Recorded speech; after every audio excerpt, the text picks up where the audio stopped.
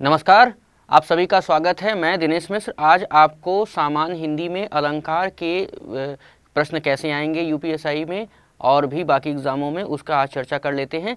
यहाँ पर प्रश्नों के माध्यम से हम अलग अलग अलंकार को समझाने की कोशिश कर रहे हैं और साथ ही साथ आपको एक तरीका भी पता चल जाएगा कि किस प्रकार से प्रश्न आते हैं और उस प्रश्न का जवाब कैसे देते हैं। तो आइए देखते हैं अलंकार के प्रश्न हमारे एग्ज़ाम में किस प्रकार आते हैं।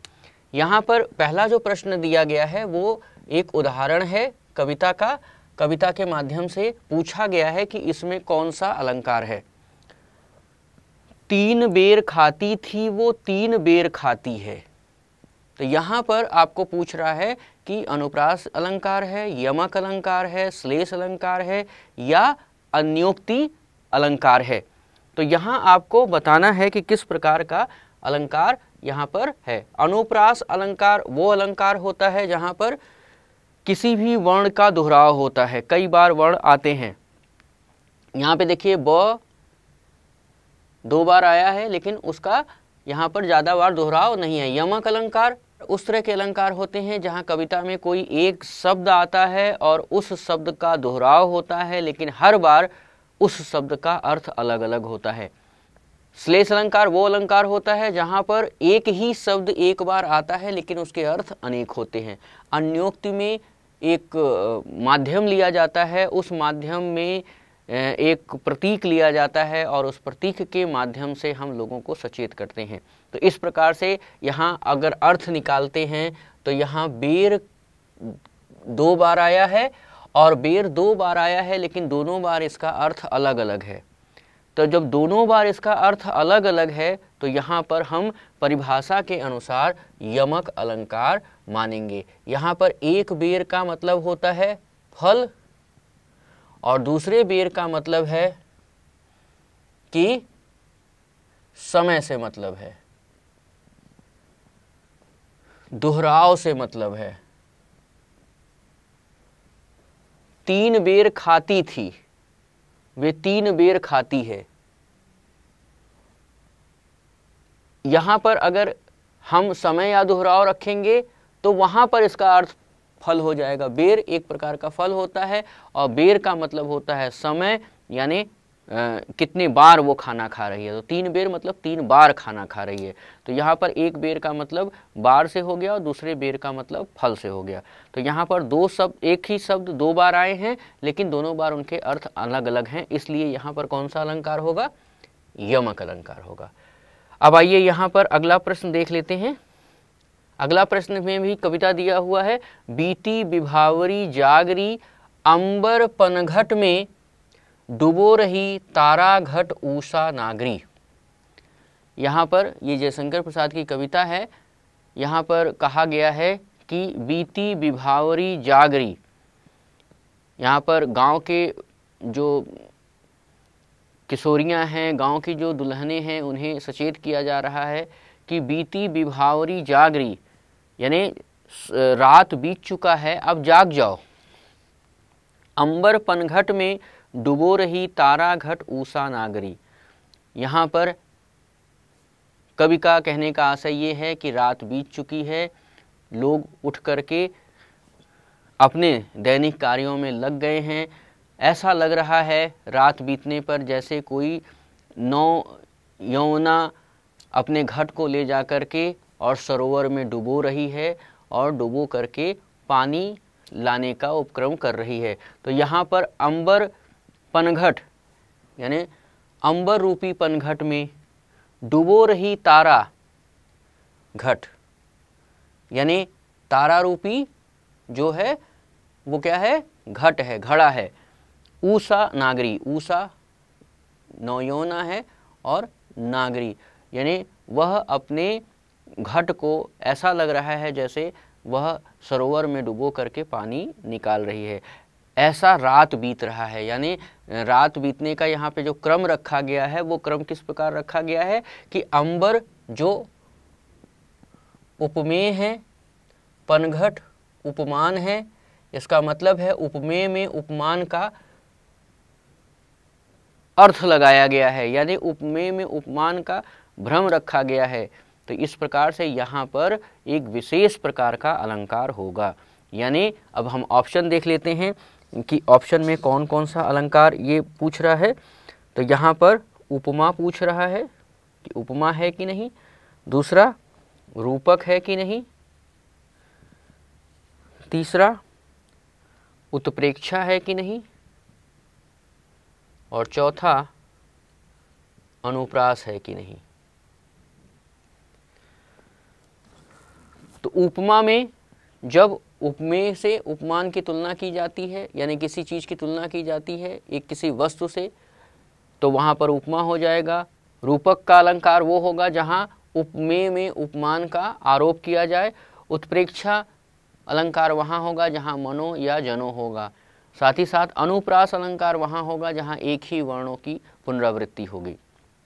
तो यहाँ पर अभी हम लोग जो डिस्कशन कर रहे थे, जो अर्थ बता रहे थे कि रात बीत चुकी है और रात बीत चुकने के बाद अंबर रूपी पनघट में तारा रूपी घड़े को ऊषा रूपी नागरी यानी कि नौयोना पानी भर रही है। तो यहाँ पर ऊषा रूपी, अंबर रूपी, ये सब जो वर्ड आ रहे हैं उसमें लग रहा है कि उपमेय में उपमान का आरोप है। वहाँ पर उस चीज़ को मान लिया गया है कि मान लो ऊषा रूपी नागरी है, मान लो तारा घट है, तो यहाँ पर लग रहा है कि वो स्वयं है।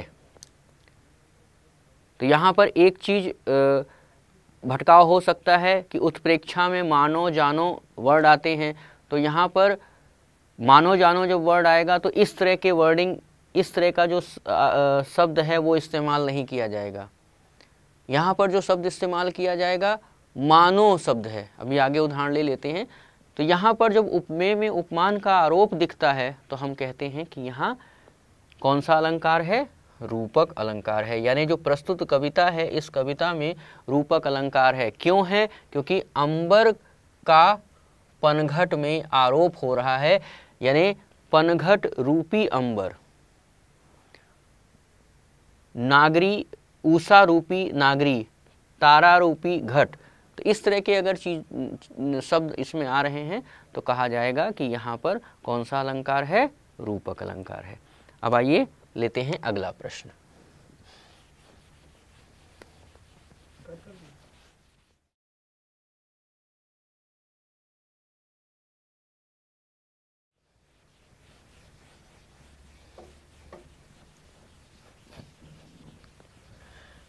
अगले प्रश्न में एक और उदाहरण ले रहे हैं। उदाहरण है चरर मरर खुल गए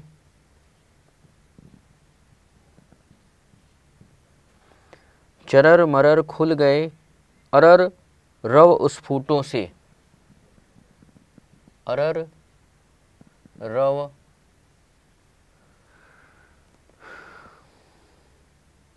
स्फुटों से। इसमें बताना है कि कौन सा अलंकार है। पहला इसमें ऑप्शन आ रहा है अनुप्रास का,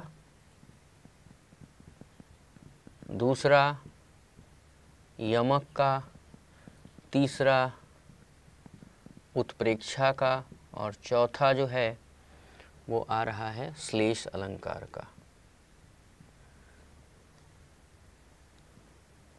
बात जब अलंकारों की आती है तो ये जान लीजिए, पहले के भी क्लास में ये इस बात की चर्चा हो चुकी है।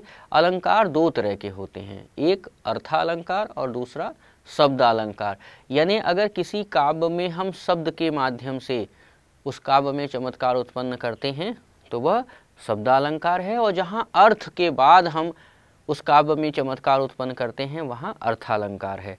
यहाँ पर देखना है कि क्या शब्द या वर्ण के माध्यम से हम अलंकार निकाल रहे हैं या अर्थ निकालने के बाद अलंकार महसूस हो रहा है। तो यहाँ जब हम पढ़ते हैं चरर मरर खुल गए अरर रौ स्फुटों से, तो यहाँ पे र वर्ण जो है, यहाँ पे देख रहे हैं ना, र वर्ण की आवृत्ति, र जो वर्ण है उसकी आवृत्ति हो रही है। आवृत्ति का मतलब दोहराव हो रहा है। तो जब र वर्ण की आवृत्ति है तो यहाँ पर हम कहेंगे कि अनुप्रास अलंकार है, क्योंकि अनुप्रास अलंकार में वर्णों की आवृत्ति होती है, यानी वर्ण एक से अधिक बार आते हैं। तो आप इस तरह से इसे देख सकते हैं। यमक अभी चर्चा हो चुकी है, उत्प्रेक्षा, श्लेष, इन सब का परिभाषा अभी हमने बता दिया है, तो उस अनुसार ये सेट नहीं हो रहे हैं। यहाँ पर जो सेट हो रहा है वो क्या है? अनुप्रास है। अगला प्रश्न लेते हैं।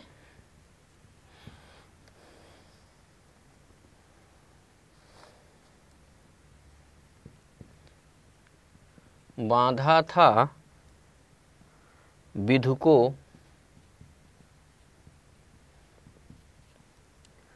किसने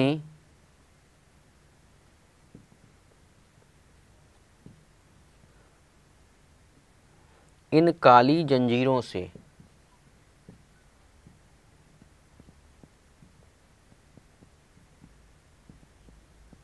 इन काली जंजीरों से मणि वाले फड़ियों का मुख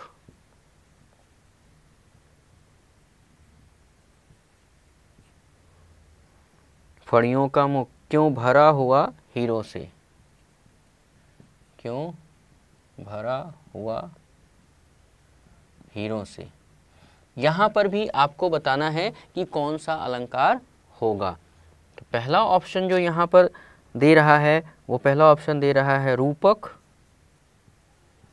दूसरा ऑप्शन है उत्प्रेक्षा, तीसरा ऑप्शन है आपका श्लेष,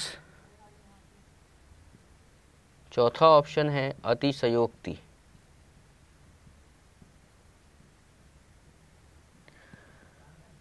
अब यहाँ पर जो आपको व्यवस्था है उस व्यवस्था में अगर अर्थ निकालने पर इसमें कोई चमत्कार दिख रहा है तो वो अर्थालंकार के कैटेगरी में आएगा, और अगर शब्द के माध्यम से कोई चमत्कार उत्पन्न हो रहा है तो वहाँ शब्दालंकार आएगा। तो यहाँ पर देखा जा रहा है कि शब्द के माध्यम से कोई चमत्कार उत्पन्न नहीं है, तो अर्थ निकाल के देखा जाए। अर्थ क्या है? बांधा था विधु को किसने इन काली जंजीरों से, मणि वाले फणियों का मुख क्यों भरा हुआ हीरों से। यहाँ पे देखिए मणि वाले फणि, सर्प, सर्प का मुख क्या हीरो से भरा हो सकता है? तो बहुत बड़ी बात हो गई। तो जब बहुत बड़ी बात हो गई तो यहाँ पर देखिए रूपक, चूँकि उपमेय उपमान का है नहीं, उत्प्रेक्षा मनोजनो है नहीं, एक ऐसा कोई शब्द तो आया नहीं है जिसके अनेक अर्थ हों, तो यहाँ पर बचता कौन है? अतिशयोक्ति। अतिशयोक्ति का मतलब होता है कि ऐसा अलंकार जहाँ पर किसी भी कविता में उसके अर्थ को इतना विशालता दिया गया है कि ताकि वह सामान्य जीवन अनुक्रम में शामिल ना हो, यानी उसे सामान्य घटना ना माना जाए, असामान्य घटना माना जाए।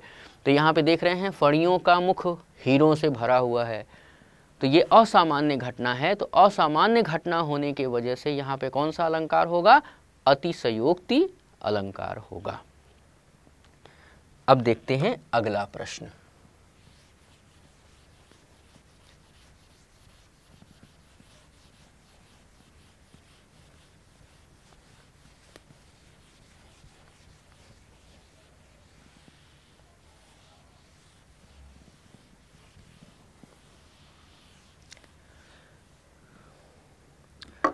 अलंकार आप लोगों को समझ में आ रहा होगा। इस तरह से आपके प्रश्न आते हैं और प्रश्नों में थोड़ा सा वेरिएशन ज़रूर होता है, और उस वेरिएशन के साथ साथ आपको अभ्यास भी करना होगा। अभ्यास में आपको ये जानना होगा कि अलंकार का पहचान क्या होता है, और अलंकार के पहचान के साथ साथ उसे कैसे उस कविता के रूप में देखा जाए। और फिर अगर मान लेते हैं अर्थालंकार का कोई अलंकार आ रहा है तो उसमें आपको कविता का अर्थ निकालना भी आना चाहिए। तो आप जब ज़्यादा से ज़्यादा अभ्यास कर लेंगे तो कविता का अर्थ आपको लगभग याद हो जाएगा, तो उसमें दिक्कत नहीं होगी। जहाँ नए कविता के रूप में आते हैं वहाँ आपको उसका अर्थ निकालना ही होगा। तो एक बार आप कविता के अर्थ, यानी हिंदी भाषा अगर पढ़ रहे हैं या हिंदी व्याकरण पढ़ रहे हैं, तो अर्थ और शब्द यानी वर्ड मीनिंग आपको आनी ही चाहिए, तभी यहाँ पर चीज़ें बनती हैं। अगला प्रश्न लेते हैं। अगला प्रश्न है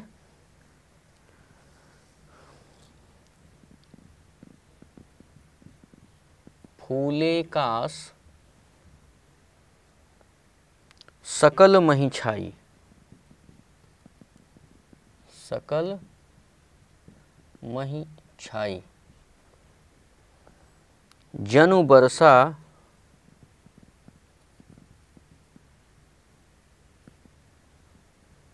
जनु बरसा ऋतु प्रकट बुढ़ाई।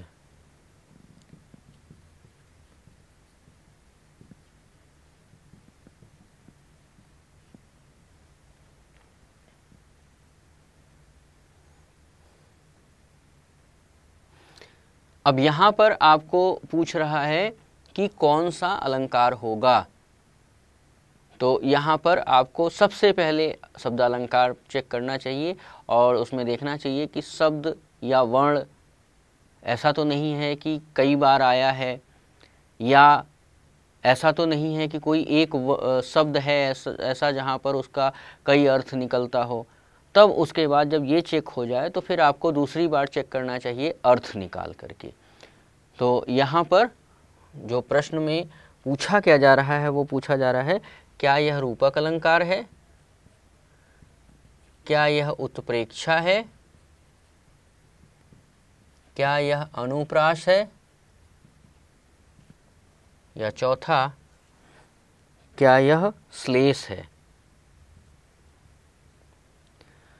तो आप अच्छी तरह से इसे देख रहे हैं कि जो शब्द अलंकार हैं उसमें अनुप्रास, यमक, श्लेष, अनुप्रास और श्लेष ये जो दो हैं ये आपके शब्द अलंकार हैं। रूपक और उत्प्रेक्षा जो हैं वो अर्था अलंकार के कैटेगरी में आते हैं। तो यहाँ पर देख रहे हैं कि रूपक है कि नहीं। तो रूपक चेक करने के लिए क्या किया जा सकता है? रूपक चेक करने के लिए आपको देखना पड़ेगा कि उपमेय में उपमान का आरोप है कि नहीं। तो यहाँ पर कहीं कॉमा या कहीं डैश लगा नहीं है जिससे उपमेय उपमान की बात की जाए। दूसरा चेक कर लेते हैं उत्प्रेक्षा। उत्प्रेक्षा में जो कीवर्ड होता है वो क्या होता है? मनु, जनो, जनु। यहाँ पे कौन सा कीवर्ड होता है? मनो, जनु, जनो। अगर ये वर्ड कहीं मिल रहा है, ये शब्द कहीं मिल रहा है तो हम सीधे कहेंगे वहाँ पर उत्प्रेक्षा है। तो देखिए यहाँ पर फूले कास सकल मही छाई, जनु वर्षा ऋतु प्रकटि बुढ़ाई। तो यहाँ पर जनु शब्द आया है। जनु मतलब जान लो। तो यहाँ पे जनु आने के वजह से ये कौन सा अलंकार हो गया? उत्प्रेक्षा अलंकार हो गया। यहाँ पर अर्थ निकल रहा है कि फूले कास, कास का फूल उग गया है और अब वर्षा ऋतु समाप्त होने को है। तो इस तरह की यहाँ पे चीज़ें दिख रही हैं और इन चीज़ों को दिखने मात्र से ही हम समझ जाते हैं कि यहाँ पे कौन सा अलंकार है। आइए अगला प्रश्न देख लेते हैं। अगला प्रश्न है कनक कनकते सौगुनी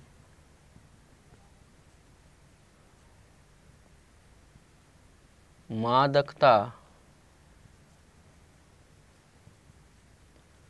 अधिकाय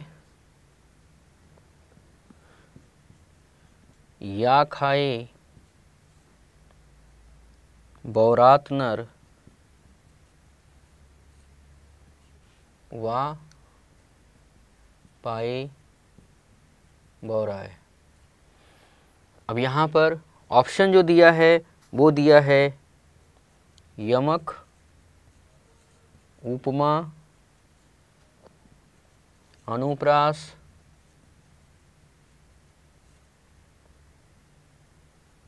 उत्प्रेक्षा। तो चेक किया जाए उत्प्रेक्षा से क्या मनोजनों वाले शब्द यहाँ पर मिल रहे हैं। तो नहीं मिल रहे हैं तो आप समझ लीजिए कि वहाँ पर उत्प्रेक्षा नहीं होगा। तो ये संभावना खत्म हो गई।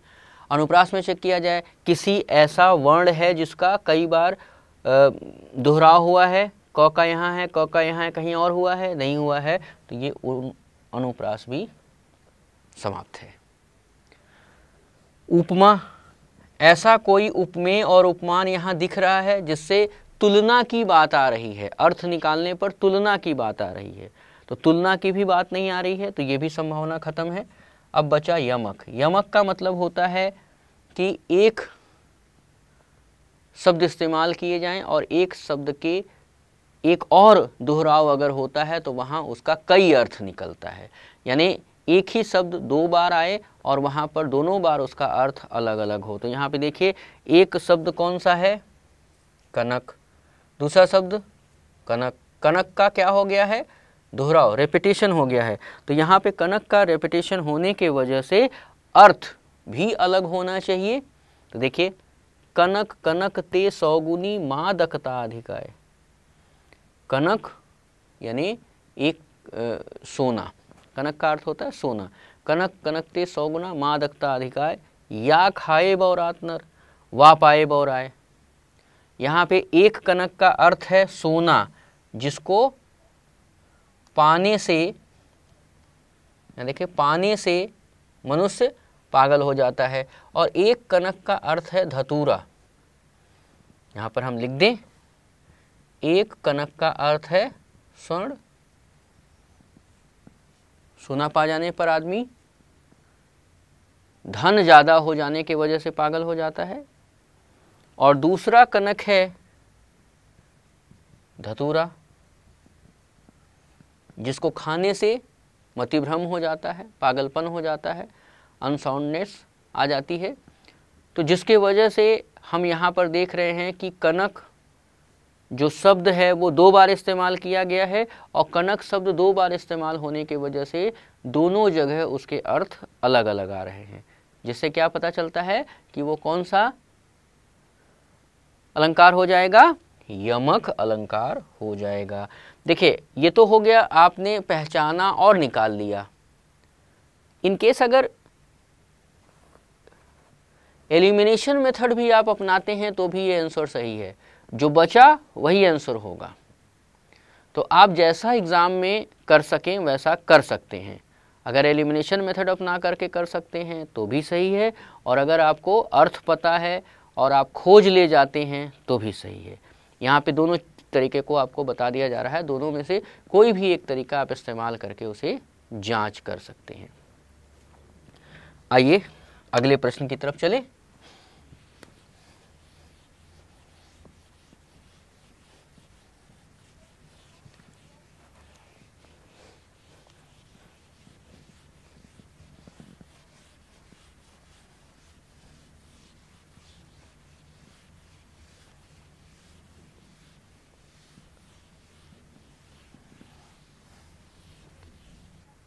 एक और उदाहरण है जो आपका रेलवे में पूछा गया है, रेलवे 2000 के पेपर में, और साथ ही साथ यूपीएसआई 2007 के पेपर में पूछा गया है। और एक प्रश्न इस वही वाला प्रश्न जो है वो टीईटी 2012 में भी पूछ लिया गया है। तो ये प्रश्न थोड़ा सा इम्पोर्टेंट, आप श्रेणी में रख लीजिएगा इसको। प्रश्न क्या है, ज्यों ज्यों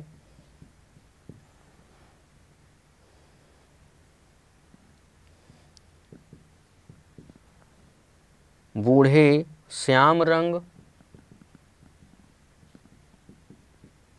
ज्यों ज्यों बूढ़े श्याम रंग, त्यों त्यों उज्ज्वल होए, त्यों त्यों त्यों त्यों उज्ज्वल होए। यहाँ पर आपको बताना है कि कौन सा अलंकार इस कविता में दिया गया है। उत्प्रेक्षा, दूसरा यमक, तीसरा अनुप्रास, चौथा विरोधाभास। अब पहले आप शब्दालंकार चेक करेंगे। शब्दालंकार में शब्द में देखिए कहीं कोई ऐसा तो शब्द नहीं है जो कई बार आया है और उसके अर्थ में कोई उपमेय उपमान में कोई व्यवस्था हो, या अर्थ में कोई व्यवस्था हो, या ऐसा कोई वर्ण है जो एक से अधिक बार रिपीट हुआ है और उससे एक चमत्कार उत्पन्न हो रहा है, एक बेहतर कविता लग रही है। और अगर ऐसा नहीं है तो ना तो वो अनुप्रास होगा, ना तो वो यमक होगा, और ना तो वो उत्प्रेक्षा होगा। यानी यहाँ पे मनोजनो भी इस्तेमाल नहीं हो रहा है, तो ये तीनों नहीं होंगे। बचा क्या? विरोधाभास। विरोधाभास क्यों होगा? क्योंकि यहाँ पे देखिए कह रहा है ज्यों ज्यों बूढ़े श्याम रंग, यानी जैसे जैसे श्याम रंग में डुबोया जा रहा है त्यों त्यों उज्ज्वल होए। अब किसी चीज को अगर हम काले रंग में डुबो रहे हैं और निकालने के बाद वो उजला हो जाए तो यहाँ पर विरोध है, काले का सफ़ेद में विरोध है। तो यहाँ पर विरोध होने की वजह से, यानी अर्थ जब हम निकाल रहे हैं तो विरोध होने की वजह से यहाँ पर कौन सा अलंकार हो गया? विरोधाभास अलंकार। यानी इसके अर्थ में विरोध है। जब अर्थ में विरोध है तो वहाँ पर कौन सा अलंकार हो गया? विरोधाभास अलंकार हो गया। आइए अगला प्रश्न लेते हैं।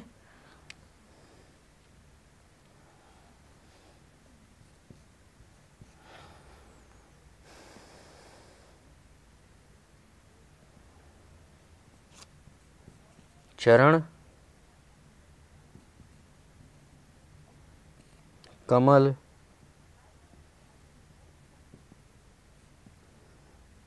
बंदो, हरि राई। यहाँ पर आपको बताना है कि कौन सा अलंकार होगा। पहला जो ऑप्शन दे रखा है वो दे रखा है श्लेष, दूसरा रूपक,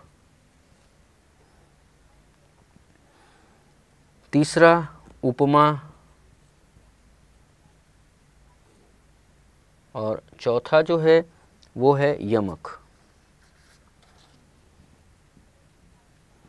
आपको बताना है चरण, कमल, बंदो, हरिराई में कौन सा अलंकार होगा। तो यहाँ पर चेक किया जाए, श्लेष अलंकार कब होगा? जब कोई भी शब्द एक बार आए और उसके अर्थ अनेक हो। रूपक अलंकार कब होगा? जब उपमेय में उपमान का आरोप हो, और अक्सर उपमेय में उपमान का आरोप करते समय बीच में डैश होता है। तो इससे भी आप पहचान सकते हैं कीवर्ड डैश होता है। तो यहाँ पे देखिए कीवर्ड क्या है? डैश है। ये जो है ये कीवर्ड क्या है? डैश है। चरण कमल, यानी कमल के समान चरण, यानी चरण में कमल का आरोप है, यानी चरण कमल के समान है। तो यहाँ पर रूपक का संभावना बनता है। चेक कर लें उपमा। उपमा में क्या होता है? चरण की तुलना कमल से की गई। तो यहाँ पे पता चलता है कि तुलना की गई है। तो यहाँ पे तुलना नहीं की गई है बल्कि पूरा पूरा चरण ही कमल मान लिया गया है। यमक, यमक कब होगा? अभी हमने लोगों ने उदाहरण देखा था, एक ही शब्द एक से अधिक बार आए और उसके अर्थ अलग अलग हों। तो यहाँ पर वैसा भी कुछ नहीं है। तो ना तो ये है, न ये है, न ये है। सही कौन है? रूपक अलंकार। तो यहाँ पर चरण, कमल, बंदो, हरिराई में कौन सा अलंकार होगा? रूपक अलंकार होगा। आइए लेते हैं अगला प्रश्न। अगला प्रश्न देखिए, इस तरह में जो आप देख रहे हैं यहाँ पर प्रश्न है वो एक ही तरह के प्रश्न लिए जा रहे हैं। बहुत कम चांसेस ऐसे होते हैं कि जिसमें प्रश्न में आपको परिभाषा पूछा जाए या टाइप्स ऑफ अलंकार, यानी कि अलंकार का अलग अलग प्रकार पूछा जाए कि निम्नलिखित में से कौन सा अलंकार आपका अर्थालंकार है, कौन सा अलंकार आपका शब्दालंकार है। इस तरह के क्वेश्चंस, इस तरह के प्रश्न बहुत कम आते हैं।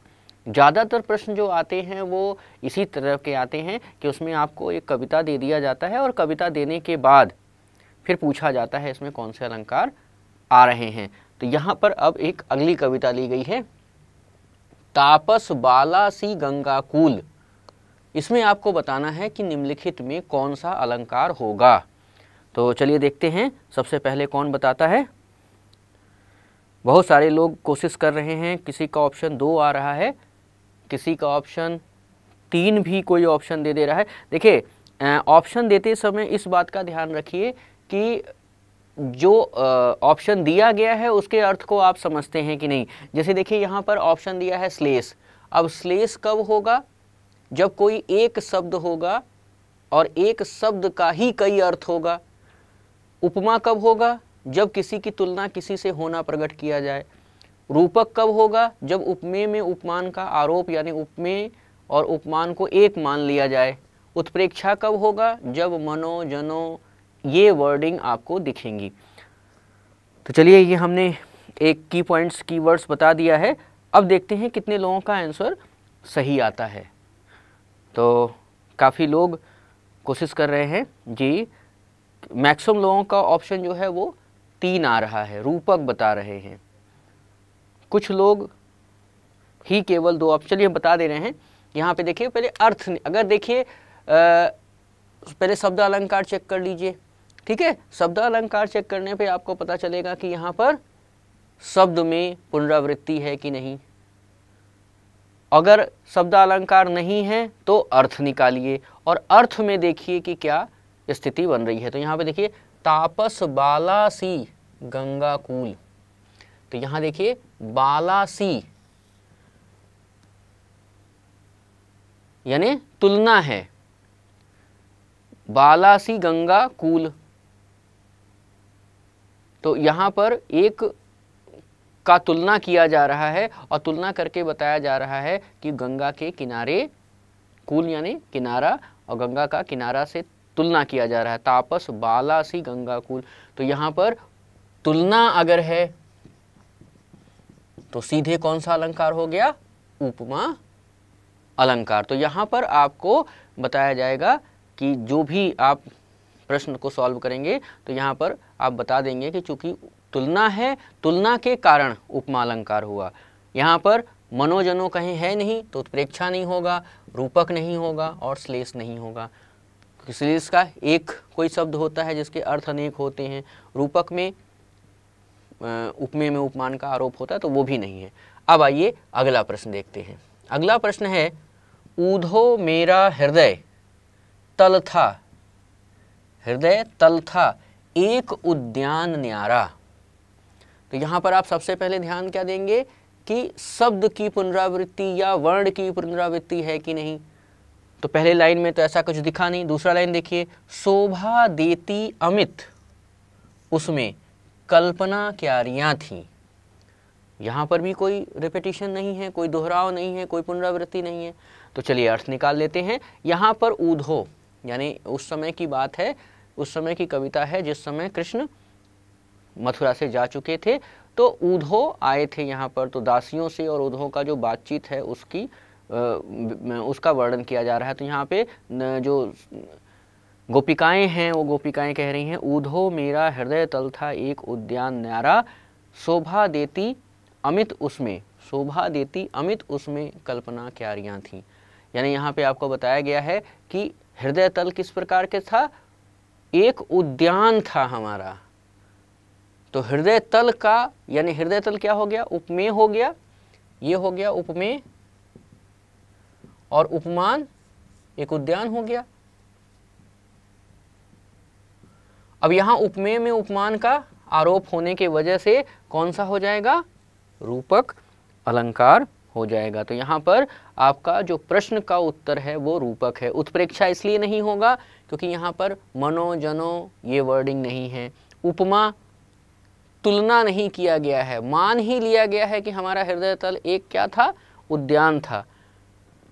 अनुप्रास, अनुप्रास तब होता है जब उसमें किसी वर्ण की आवृत्ति सबसे ज़्यादा हो, 2 या 2 से ज़्यादा बार आवृत्ति हो, तो वहाँ पर अनुप्रास होगा।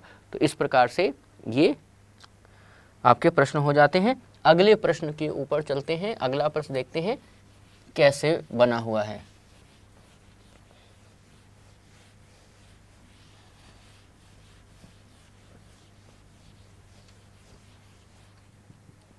प्रश्न है, नवल सुंदर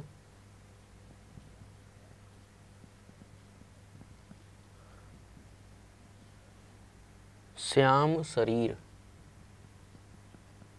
नवल सुंदर श्याम शरीर में कौन सा अलंकार है? उल्लेख, उपमा, रूपक, अतिशयोक्ति।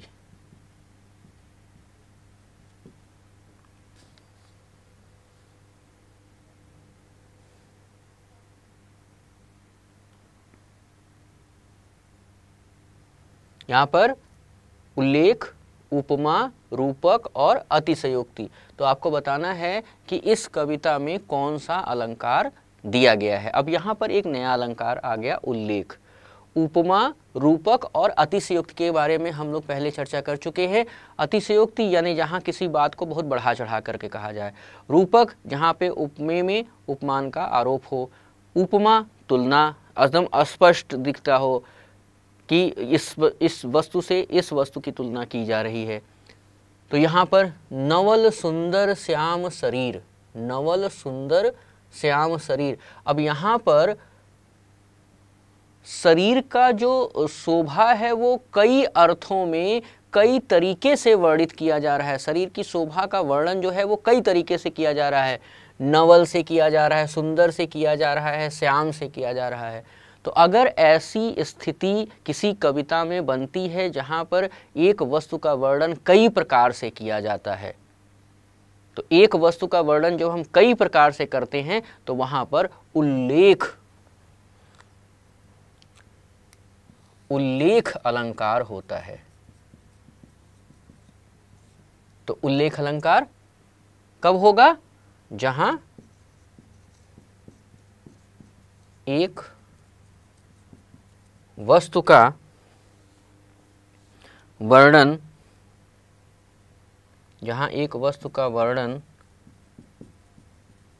अनेक प्रकार से किया जाए। जहां एक वस्तु का वर्णन अनेक प्रकार से किया जाए वहां क्या होता है? उल्लेख अलंकार। तो यहाँ पर नवल, सुंदर, श्याम, शरीर, शरीर का वर्णन तीन तरीके से किया जा रहा है। नवल, सुंदर, श्याम, शरीर। शोभा बन गया, किस चीज़ का शोभा बन गया? कविता का, यानी कविता में चमत्कार उत्पन्न हुआ, और कविता में चमत्कार उत्पन्न होना ही अलंकार का प्रयोग होता है। तो अगर हम कविता साधारण लिख रहे हैं, उसमें अलंकार नहीं है, रस नहीं है, छंद नहीं है, तो उस कविता में रस नहीं होता है। जैसे आप देखते हैं कि कोई फिल्म का गाना इतना शानदार बन जाता है कि उसमें छंद का अगर बेहतर प्रयोग किया गया है, छंद यानी म्यूज़िक, उसका प्रयोग बहुत बेहतर ढंग से किया गया है तो वो बरसों तक याद रह जाता है। अलंकार का प्रयोग यानी कि जो बोल हैं वो अगर शानदार ढंग से किए गए हैं तो वो गाना ज़बान पर चढ़ जाता है। तो उसी तरह कविता होती है, कविता में भी अगर रस है, छंद है, अलंकार है, इन सब का समावेश कर दिया जाता है तो उसकी शोभा बन जाती है और वो बहुत ही बेहतरीन लगता है, याद हो जाता है, सुंदर लगता है, मन को शांति देता है, आदि तमाम बातें होती हैं। तो कवि जो एक बेहतरीन कवि होता है वह इन सभी बातों का ध्यान देता है और उन्हें इन सारी चीज़ों का ज्ञान होता है, और जब ज्ञान होता है तो वो अच्छी रचनाओं को महत्व देता है और अच्छी रचनाएं करता है। तो चलिए अगला प्रश्न देखते हैं। अगला प्रश्न क्या है?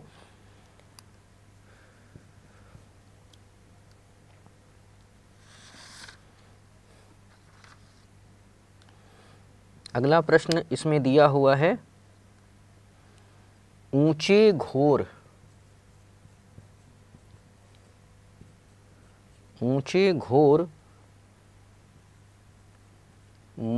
के अंदर रहनवारी ऊंचे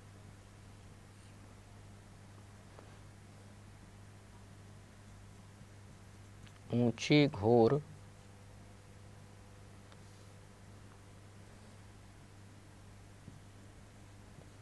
मंदिर के अंदर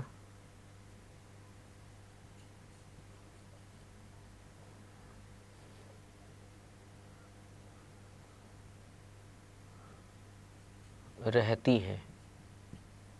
यहाँ पर आपको बताना है कौन सा अलंकार है। पहला यमक, दूसरा उपमा, तीसरा श्लेष, चौथा रूपक। आपको बताना है कि यहाँ पर कौन सा अलंकार है। ऊंचे घोर मंदिर के अंदर रहनवारी ऊंचे घोर मंदिर के अंदर रहती है। अब यहाँ पर हम लोगों ने इस तरह के कई उदाहरण लिए हैं। तो सबसे पहले आप शब्द पर जाइए और यहाँ देखिए कि क्या किसी ऐसे शब्द का रेपिटिशन हुआ है। तो आपको लग रहा है बताइए जल्दी से, क्या है, कौन सा ऐसा शब्द है जिसका रेपिटेशन हो रहा है? तो बिल्कुल सही, बहुत सारे लोगों का आंसर आ गया है। किसका हो रहा है? मंदिर। यानी इसको हम अलग कलर से कर दें, ये जो है इतना जो है वो रेपिटेशन हो रहा है। इसका मतलब है कि अगर रेपिटेशन हो रहा है इनका, तो जिन जिन अलंकारों में रेपिटेशन होता है उसको ही केवल सोचें, बाकी वो छोड़ दें। तो रेपिटेशन में सबसे पहले अनुप्रास आता है। अनुप्रास में वर्णों का रेपिटेशन है, तो यहाँ कहीं अनुप्रास है नहीं है तो उसको छोड़ देते हैं। फिर दूसरा क्या है? यमक। यमक का रेपिटेशन होता है, तो यमक है, बिल्कुल है यमक। श्लेष का रेपिटेशन, इन दो का रेपिटेशन होता है, तो रिपीट हो रहा है, पुनरावृत्ति हो रही है, तो केवल इसको ध्यान देंगे और इसको ध्यान देंगे, इन दोनों को खत्म कर देंगे। क्यों खत्म कर देंगे? क्योंकि यहाँ पर अर्थ की जरूरत नहीं है। अब या तो श्लेष होगा या यमक होगा। तो यमक कब होता है? जब कोई शब्द दो बार आए और दोनों बार उसका अर्थ अलग हो। और श्लेष कब होता है? जब कोई शब्द एक ही बार आए और उसके अनेक अर्थ हो। तो यहाँ पर आप देखिए, ऊंचे घोर मंदिर के अंदर रहनवारी ऊंचे घोर मंदिर के अंदर रहती है। तो यहाँ पर एक मंदिर का अर्थ होता है घर और दूसरे मंदिर का अर्थ होता है मंदिर। तो यहाँ पर इन दो अर्थों के अलग अलग होने की वजह से क्या हो गया? यमक अलंकार। तो ये चीज आपको समझ में आ गया कि किस तरह से ये हो रहा है, किस तरह से रेपिटेशन हो रहा है और उस रेपिटेशन में कैसी स्थितियां बदल रही हैं। तो जैसे स्थितियां बदल रही हैं उस स्थिति के हिसाब से हम इसको काउंट करेंगे और बताएंगे कि कैसे ये चीजें हो रही हैं। आइए एक प्रश्न और देख लेते हैं।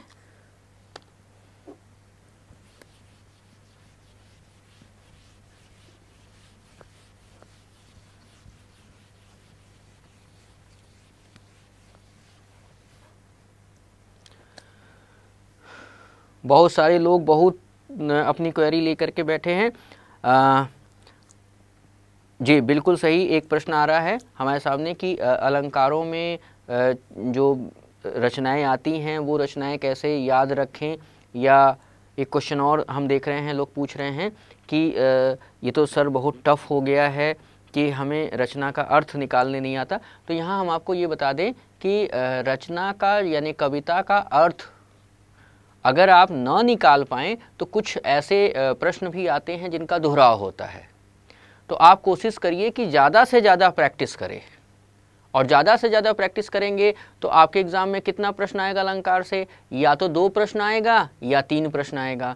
तो 2 या 3 प्रश्न में अगर मान लेते हैं 3 प्रश्न आता है और 3 में आपके 2 सही हो जाते हैं, 1 गलत हो जाता है, तो उसमें कोई डरने की बात नहीं है, क्योंकि आप सबसे आगे रहेंगे उन बाकी प्रतियोगियों में।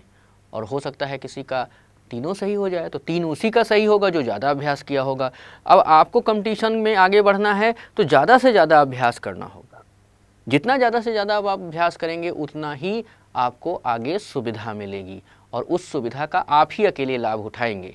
तो यहाँ पर कोई ऐसा फार्मूला, कोई ऐसा ट्रिक नहीं है कि जिसमें आपको कविता का अर्थ भी बता दिया जाए और कविता, हाँ जो ट्रिक है, जो डेफिनीशन है अलंकार का, वो समझाने की कोशिश की जा रही है कि आप उसको अगर बेहतर ढंग से समझ लेते हैं तो आगे प्रश्न करने में कोई दिक्कत नहीं होगी।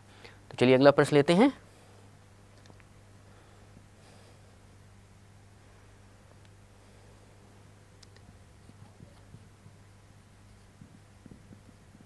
हनुमान की पूंछ में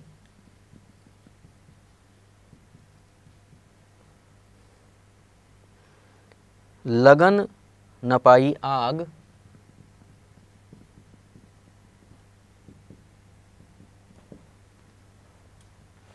लगन न पाई आग, लंका सिगरी जल गई,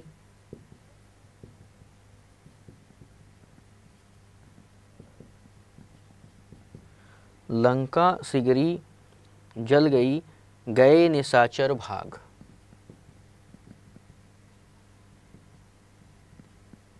अब इसमें आपको बताना है कि कौन सा अलंकार होगा। श्लेष, रूपक,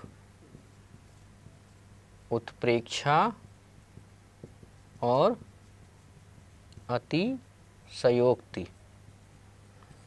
यहाँ पर आपको ये 4 ऑप्शन मिले हुए हैं। हनुमान की पूंछ में लगन न पाई आग, लंका सिगरी जल गई, गए निशाचर भाग। यहाँ पे आपको बताना है कौन सा अलंकार है। चलिए पहले देख लेते हैं शब्द में कि शब्द कौन सा रिपीट हो रहा है। तो यहाँ पर देख रहे हैं कोई भी शब्द रिपीट नहीं है। तो जब शब्द रिपीट नहीं है तो जो शब्द अलंकार है उनको किनारे कर दीजिए। तो शब्द अलंकार में कौन कौन से आ गए, यहाँ कोई दिया है? बिल्कुल नहीं है। अब अर्थ पे आ जाइए। अर्थ बताइए इसका। हनुमान की बात यहाँ की जा रही है जब वो लंका में प्रवेश कर चुके हैं और उनके पूंछ में रावण के कहने पर आग लगा दी जा रही है। तो हनुमान की पूंछ में अभी आग लगने ही नहीं पाई है कि सारी लंका जल गई। देखिए अभी हमारा प्रश्न का उत्तर पूरा ही नहीं हुआ कि लोगों ने तुरंत आंसर देना शुरू कर दिया। बहुत अच्छे, इसका मतलब है कि आपको समझ में आ गया। तो लंका सिगरी जल गई, गए निशाचर भाग, यानी अभी हनुमान के पूंछ में आग लगी नहीं कि विस्फोट हुआ, लंका उड़ गई। तो यहाँ पे कौन सा अलंकार हो गया? अतिशयोक्ति, यानी बहुत बढ़ा चढ़ा करके बातें कही गई हैं। तो इस कविता में कौन सा अलंकार है? अतिशयोक्ति अलंकार। तो इस तरह से आपको ये एक तरीका बता दिया गया है, एक प्रश्न बता दिया गया है कि देखिए इस तरह से प्रश्न आते हैं और इस तरह से प्रश्न में ऐसे उत्तर दिया जाता है। और उत्तर देते समय इन चीज़ों को इस तरीके से शामिल करेंगे और आप अलंकार दर अलंकार की परिभाषा को अच्छी तरीके से समझ लेंगे, जो किसी भी किताब में आपको मिल जाएगी। आपको आगे एक और प्रश्नावली करा दी जाएगी ताकि उसमें और भी जो छूटा हुआ है प्रश्न वो पूरा हो जाए। बाकी कुछ रस और कुछ जो छंद है उस पर भी आपको अभ्यास करा दिया जाएगा। तो तब तक के लिए इंतज़ार करिए और हमारे साथ बने रहिए। हम आगे की क्लास में, जो नेक्स्ट क्लास होगा, उसमें और ज़्यादा प्रश्न लेकर के आएंगे। तो बने रहिए हमारे साथ और देखते रहिए Data 247।